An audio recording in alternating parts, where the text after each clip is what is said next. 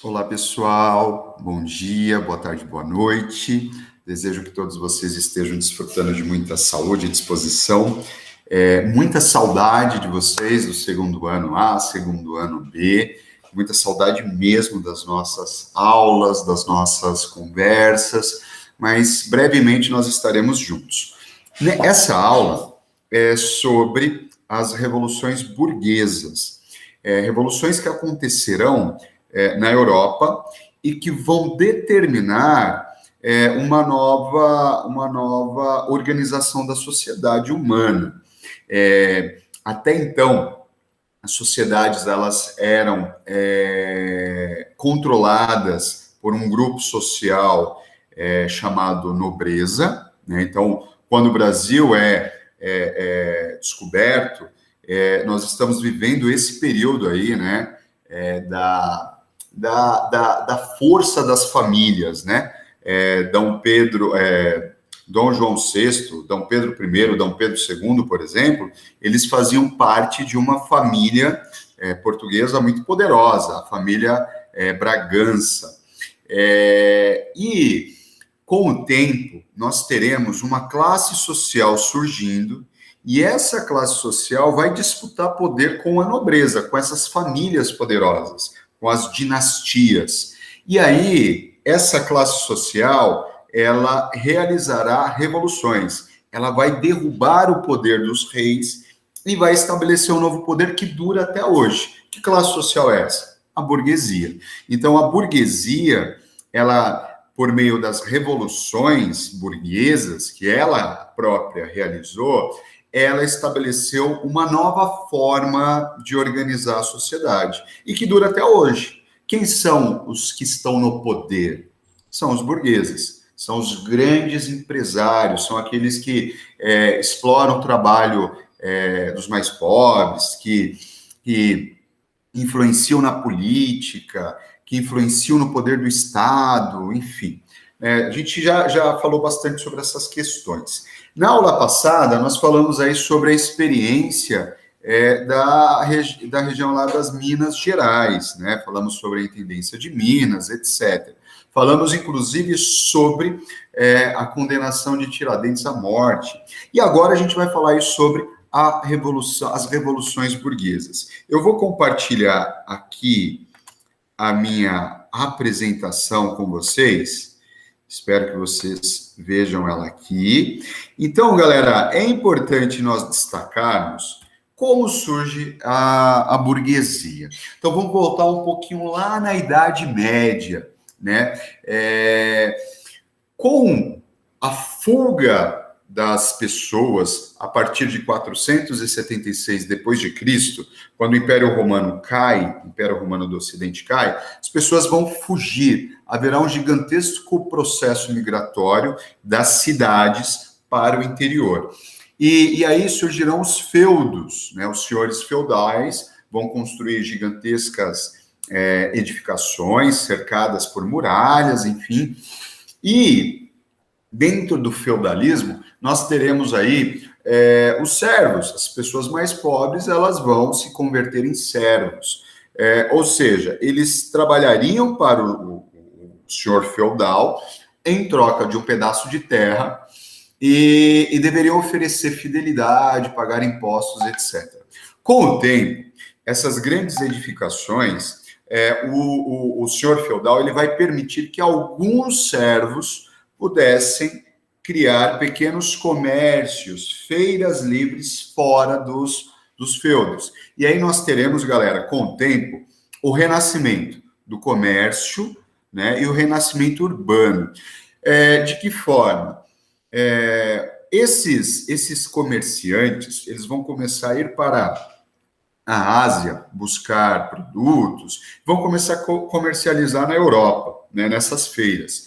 Com o tempo, esses comerciantes eles vão começar a ficar ricos, né, vão começar a lucrar, e aí eles vão construir vilas próximas às feiras, e essas vilas receberão o nome de burgos. Aqueles que moravam nesses burgos, nessas vilas, eram conhecidos como burgueses. Então, a burguesia, ela surge no finalzinho da Idade Média, no finalzinho aí do feudalismo, com o surgimento de feiras livres. Como existia essa troca cultural de pessoas que iam até a Ásia buscar produtos para revender na Ásia, surgirão novas ideias. Ideias que passarão a questionar o poder do rei e o poder da igreja. Então, nós temos aqui o renascimento cultural, ou seja, novas ideias. Então, principalmente a burguesia, ela está questionando aqui o poder do rei de determinar regras sobre tudo, sobre a política, sobre a economia, sobre a religião. Nessa onda do renascimento cultural, nós teremos aqui a reforma religiosa, ou seja, o protestantismo. Martinho Lutero, que era um membro da Igreja Católica, né, ele vai não concordando com a corrupção da Igreja Católica, ele vai fundar o protestantismo, ou seja, ele vai protestar contra a igreja. E isso, pessoal, vai abalar as estruturas aí da sociedade. E nós teremos muitos burgueses se convertendo ao protestantismo. Protestantismo hoje, quem são? Os evangélicos. Nós, evangélicos, fazemos parte do protestantismo, que surge dentro da Igreja Católica como uma forma de denúncia aos arbítrios, né, aos abusos da igreja. E aí nós teremos, então, as ideias burguesas, a religião burguesa. Então, teremos as revoluções burguesas. Essas revoluções burguesas que acontecerão, sobretudo, na Inglaterra e na França, e nós vamos estudar esses dois casos aqui, trarão, então, a ascensão da burguesia. Então, a burguesia, ela derruba a nobreza e ela assume o poder. E isso dura até os dias atuais. E aí, olhem só, eu coloquei três informações aqui importantes, que são informações que deram sustentação aí para as revoluções burguesas. Então, primeiro, esse esgotamento da organização social do antigo regime. O que isso significa? Dentro desse regime político liderado pela nobreza, só os nobres tinham uma vida boa, uma vida plena. Então, eles não pagavam impostos, pelo contrário, eles cobravam impostos. De quem? Dos mais pobres. Então, há um esgotamento disso, né? Um esgotamento por parte aí, principalmente das camadas mais populares.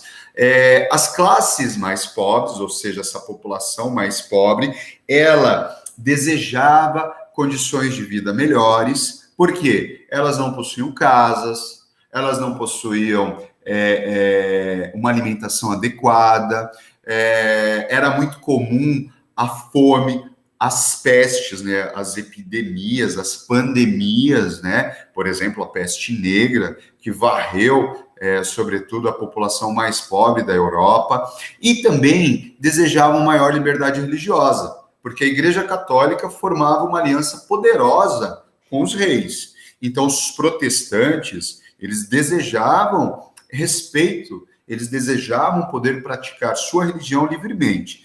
E aí, por fim, a burguesia, gente, a burguesia, ela vai conseguir capitanear todos esses anseios da maior parte da população, que são os mais pobres, e ela vai conseguir realizar, então, as revoluções. Ela vai dizer para os mais pobres, fique tranquilo, vamos derrubar o nosso inimigo comum, que são os nobres, que são os reis, vamos cortar a cabeça do rei, e lá na frente você terá uma vida digna.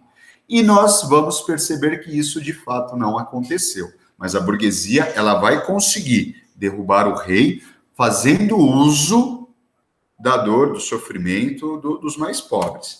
E aí, olhem só, quais eram, portanto, os projetos da burguesia? 3. Político, econômico e social. Político porque a burguesia queria, desejava, era necessário, estratégico participar da política. Ela queria participar da elaboração de leis, da elaboração de impostos, do aumento de impostos. Por quê? O rei determinava o aumento de imposto da cabeça dele. Então, por exemplo, para manter o luxo da sua família e da corte, ou seja, daqueles que o cercavam, dos nobres, quem pagava essa conta era as camadas populares, era a burguesia. Então, a burguesia desejava acabar com isso. Ela desejava participar da política, que isso não ficasse restringido somente a quem era nobre. Ela também desejava maior liberdade econômica, de poder comercializar livremente. Por exemplo, a igreja ela afirmava, e o rei usava muito isso, que acumular riqueza era usura, que lucro era pecado. E aí, nós temos aí a burguesia que é protestante, né, que está confrontando aí, não só o rei, mas a igreja católica também. E, por fim, um desejo de transformação da sociedade. Ou seja, conquistar, garantir liberdades civis e o fim dos privilégios de nascimento. O que isso significa? É aquela velha história que aquele que é nobre, nasce nobre e morre nobre. Para a burguesia, era importante acabar com esses privilégios de nascimento, certo? Seguindo aqui, agora nós vamos falar sobre as revoluções burguesas na Inglaterra. Foram duas, né? Então, a Revolução Puritana, cadê meu cursor aqui? A Revolução Puritana de 1642 a 1649, com Oliver Cromwell, e, por último, a Revolução Gloriosa de 1688 a 1689.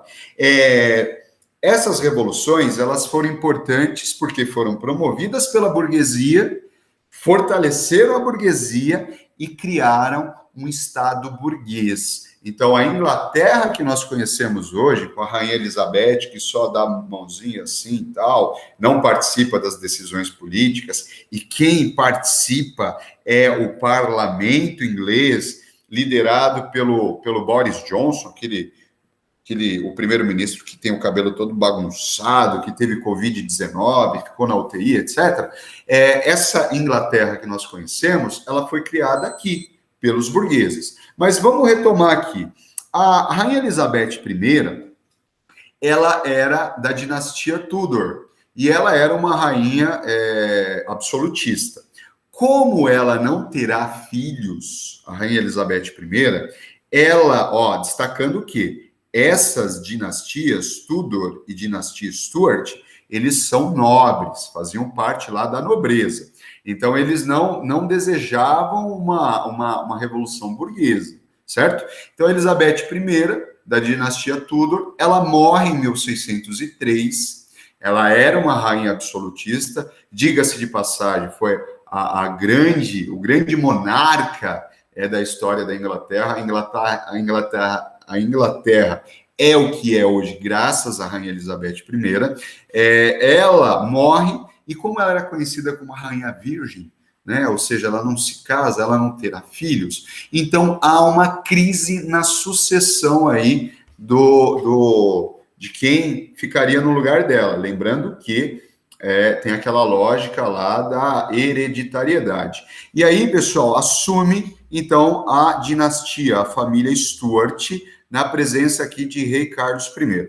O Carlos I, ele vai estabelecer um governo absolutista, violento. Ele vai contra a burguesia, ele vai fechar o parlamento, ele vai fortalecer a igreja anglicana, que é uma igreja protestante, mas o anglicanismo era a religião dos mais ricos, e ele vai perseguir os puritanos, que eram protestantes, evangélicos, mas que praticavam puritanismo como sendo uma religião dos mais pobres, certo?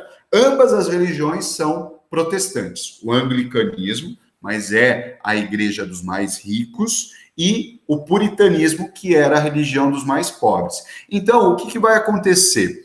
O Carlos I, ele vai fechar o parlamento, claramente indo contra os interesses da burguesia.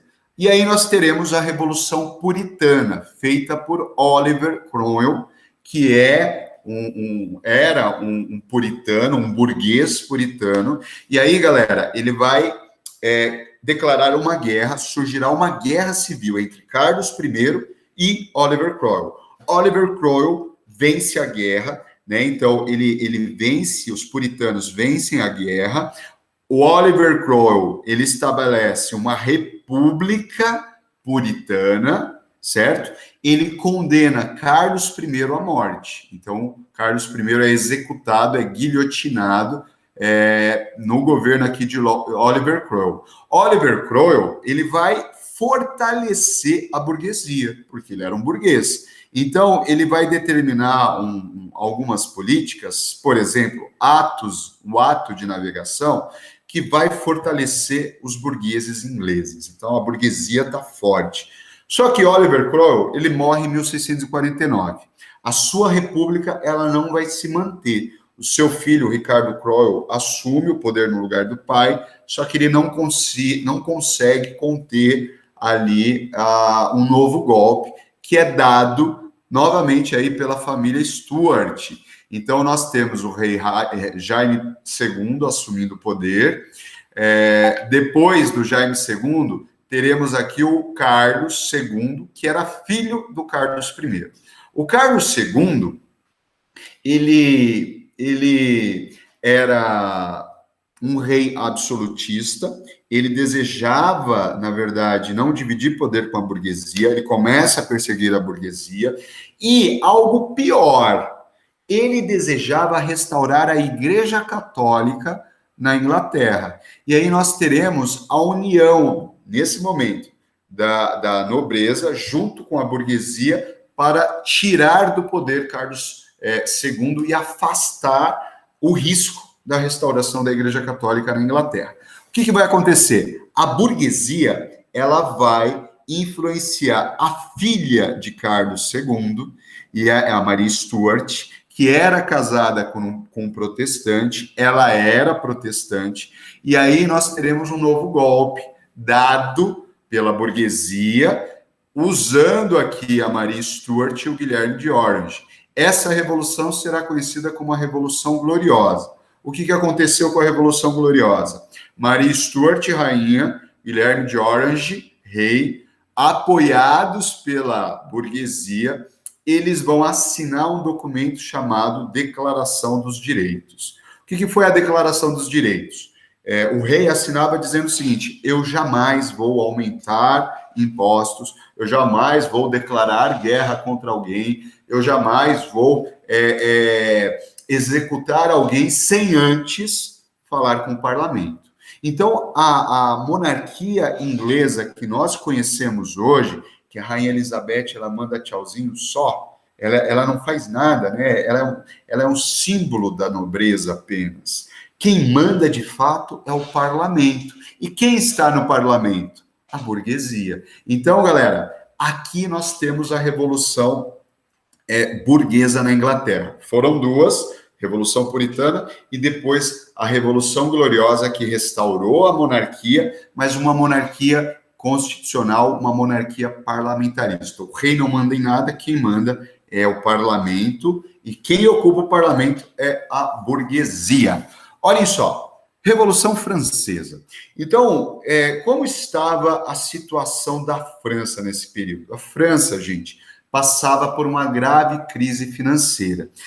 Por quê? Nós temos 95% da população formada por pessoas pobres, miseráveis, que não tinham casa, que não tinham comida, que morriam pelas ruas de Paris, e 5% que vivia muito bem em meio ao luxo, em meio a grandes banquetes, grandes festas, e que viviam a partir do imposto que era pago pelos mais pobres. Então, aqui, nós temos a sociedade francesa representada nessa figura aqui. A sociedade francesa, nesse período, do Antigo Regime, era uma sociedade quase que medieval. ela é dividida em 3 grupos sociais. E esses 3 grupos sociais, eles eram grupos fechados. Então, por exemplo, você que nascia pobre, jamais você se tornaria rico, jamais você se tornaria nobre, jamais você se tornaria, por exemplo, um membro da Igreja Católica. Então, como que estava organizada a sociedade? O nome desses grupos sociais na França se dava por estados, né? Então, o primeiro estado era formado pelo clero, que vivia muito bem, que não pagava impostos, que tinha uma vida de grande luxo, ostentação. O segundo estado era a nobreza, né? Que, idem, vivia muito bem, com muitas festas, roupas caríssimas, perfumes maravilhosos, banquetes enormes, e aquele que bancava todo esse luxo do primeiro estado, do segundo estado, era o terceiro estado formado pelo povo. E dentro do povo você tem a burguesia comercial, que está começando a entender que é o momento de fazer uma revolução. E aí, galera, aqui nós temos, então, olhem, representando terceiro estado, curvado, quase que de joelhos, que é as pessoas mais pobres, carregando quem nas costas? A nobreza, certo? Os mais ricos e o clero, certo? Então, olhem só, galera, essa era a condição aí da sociedade francesa. E aí, o rei na época, Luís XVI, que era um rei fraco, amedrontado, era um rei que escutava muito o que as pessoas diziam ao seu redor, casado com Maria Antonieta, que era uma rainha frívola, não tinha qualquer tipo de preocupação para com os mais pobres, gostava muito dos vestidos, de ditar moda na época. O rei Luís XVI, ele vai convocar uma reunião dos 3 estados, né, para que pudesse decidir quais os caminhos para superar a crise econômica. E aí, os estados, eles votavam os projetos. Então, por exemplo, você tem representante do primeiro estado, que é o clero, do segundo estado, que é a nobreza, e do terceiro estado, que é o povo. Esses 2 primeiros, como eles tinham interesses comuns, eles desfrutavam de uma vida feliz, luxuosa, eles sempre votavam juntos para se beneficiarem. Já o terceiro estado sempre estava sozinho. E aí eles votaram o seguinte: vamos aumentar impostos. Então, o terceiro estado perdeu, ele vai ter que pagar mais impostos para equalizar a crise financeira. E aí, o que o terceiro estado fez? Ele se revoltou. Então, a burguesia vai dizer o seguinte: não, esse é o momento de nós mudarmos esse jogo. E aí, galera, surgirá a Assembleia Nacional Constituinte, de 1789. O que foi essa Assembleia Nacional Constituinte? O terceiro estado, movido aí pela burguesia, reuniu representantes do terceiro estado, das pessoas mais pobres e da burguesia, e eles começaram a construir uma constituição, uma nova constituição para a França. O rei, apoiado pela igreja, ele se revoltou. O que ele fez? Ele mandou tropas reais para acabar com a Assembleia Constituinte. E aí, meus amigos, o que isso gerou? Uma baita de um conflito. As pessoas mais pobres foram para as ruas, elas saquearam comércios, elas invadiram castelos da nobreza, elas tomaram a Bastilha. O que era a Bastilha? A Bastilha era uma prisão, é um castelo que serviu como prisão para presos políticos, ou seja, intelectuais, professores que iam contra o governo. E aí, a tomada da Bastilha foi, de fato, o símbolo da Revolução Francesa. Porque a partir daquele momento, nós temos, então, uma nova Constituição. Então, tínhamos uma monarquia constitucional que limitava o poder do rei. E após isso, o rei, Luís XVI, ele tentou fugir junto com a sua família. E ele foi capturado aí pelas tropas revolucionárias. Surge então, galera, a República do Terror. O que foi a República do Terror? Nós tínhamos, dentro desse grupo revolucionário, dois grupos. Os jacobinos, gravem bem, jacobinos, também conhecidos como os sans-culottes. Quem eram os jacobinos? As pessoas mais pobres. Esses formavam os mais radicais, né? Eles queriam acabar com a nobreza, eles queriam cortar a cabeça de todos os nobres. Os jacobinos eram os mais pobres. E aí você tem do outro lado os girondinos, que eram a burguesia, que queriam algo mais moderado, que estava interessada na revolução, mas que essa revolução não atingisse diretamente os seus interesses. Os jacobinos, eles vão impor a sua política, né, impor o seu poder de 1792 a 1795. Qual vai ser o fenômeno aqui? O terror. Então, o símbolo da República Jacobita, dos jacobinos, será a guilhotina. Milhares de pessoas serão guilhotinadas, ou seja, perderão a cabeça. De 1792 até 1795. Quem? A nobreza, rei Luís XVI, sua esposa Maria Antonieta foram executados e tantos outros nobres. E tantos outros que ameaçavam a revolução.